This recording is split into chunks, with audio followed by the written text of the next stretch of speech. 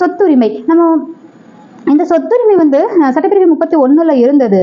முதல்ல அது வந்து அடிப்படை உரிமையில இருந்தது. ஓகேவா? அதுல இருந்து எடுத்து இப்ப சட்ட உரிமை அப்படின்னு சொல்லி 300A கீழ் தான் வந்து இந்த சொத்துரிமை இருக்கு. இந்த சொத்துரிமை நீக்கப்பட்டது வந்து 1978ஆம் ஆண்டு 44வது திருத்தமா. அப்ப தற்போது இருக்கும் பிரிவு வந்து சொத்துரிமை 300A. ஃபர்ஸ்ட் இருந்தது 31. அடுத்தது வந்து அரசியல் அமைப்புக்கு உட்பட்டு தீர்வு காணும் உரிமை. இது வந்து 32. இதுல இருந்து கொஸ்டின்ஸ் வர சான்ஸ் இருக்கு. இதுல கொஞ்சம் நிறைய இம்பார்ட்டன்டான பாயிண்ட்ஸ் இருக்கு, நல்லா பார்த்துக்கோங்க. தனிப்பட்டவரின் அடிப்படை உரிமைகள் பாதிக்கப்படும் போது நீதிமன்றத்தை அணுகி உரிமையை பெறுதல். எந்த நீதிமன்றம்னா உச்ச நீதிமன்றம். இந்த அடிப்படை உரிமை பேசிக் ரைட்ஸ் இருக்கு இல்லையா, அதுல ஏதாவது உங்களுக்கு பாதிக்கப்படும் போது நீங்க உச்ச நீதிமன்றத்துக்கு டைரக்டா அணுகி நீங்க வந்து உங்களுடைய உரிமையை பெறுதல்.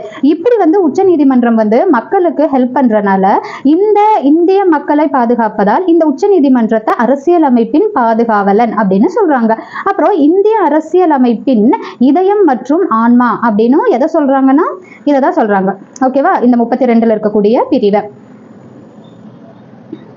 அடுத்தது இதோடைய ஷார்ட்கட், அதாவது நம்ம வந்து சட்டப்பிரிவு 12ல இருந்து 35 வரைக்கும் அரசியலமைப்பின் மகா சாசனம் அப்படின்னு நம்ம முதலே சொன்னா சட்டப்பிரிவு 12ல இருந்து 35 வரைக்கும், அது வரைக்கும் தான் நம்ம இப்ப பார்த்தோம் இல்லையா. அதை வந்து ஈஸியா ஞாபகம் வச்சுக்கிறதுக்கு நீங்க இந்த லெட்டரை ஞாபகம் வச்சுக்கோங்க. EFERCC. E அப்படிங்கிறது equality, F freedom, again E அப்படிங்கிறது எக்ஸ்ப்ளாய்டேஷன், R அப்படிங்கிறது ரிலீஜியன், C அப்படிங்கிறது கல்ச்சுரல், அண்ட் அகைன் C வந்து கான்ஸ்டிடியூஷனல். ஸோ இங்க வந்து பிரிவுகள் இருக்கு. ஈக்குவாலிட்டிக்கு சட்டப்பிரிவு 14 to 18, ஃப்ரீடம் 19 to 22, இன்னொரு எக்ஸ்ப்ளாய்டேஷன் 23 மற்றும் 24. அதுதான் அந்த குழந்தைகளோட சொன்னல, அதுவும் கொத்தடிமை வேலைகள் அதுவும். அப்புறம் R வந்து ரிலீஜியன் வந்து 25 to 28 சட்டப்பிரிவு, கல்ச்சுரல் வந்து சட்டப்பிரிவு 29 30, கான்ஸ்டிடியூஷனல் 32 சட்டப்பிரிவு மட்டும். இது நீங்க தமிழ்ல பார்க்கும்போது இங்க பாருங்க, ஃபர்ஸ்ட் வந்து ஈக்குவாலிட்டி என்ன பார்த்திருக்கோம், 14 to 18. அப்ப அது என்னது, ஈக்குவாலிட்டி அப்படிங்கிறது சமத்துவம், அப்ப சமத்துவ உரிமை.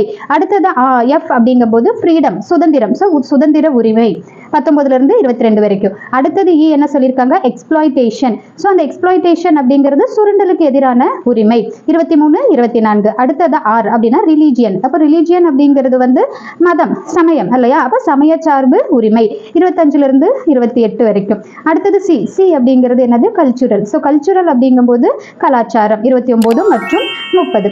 அடுத்தது கான்ஸ்டிடியூஷனல், இது வந்து 32ல சொல்லியிருக்காங்க. என்னது, அரசியலமைப்புக்கு உட்பட்டு தீர்வு காணும் முறை அப்படின்னு சொல்லி. இதுல 31 தான் சொத்துரிமை, 31ல இருந்தது, இப்ப 300A கீழ் இருக்கு அப்படின்னு சொல்லியிருக்காங்க. ஸோ ஷார்ட்கட்டை இதை ஞாபகம் வச்சுக்கிறதுக்கு நீங்க என்ன பண்ணணும்னா EFERCC.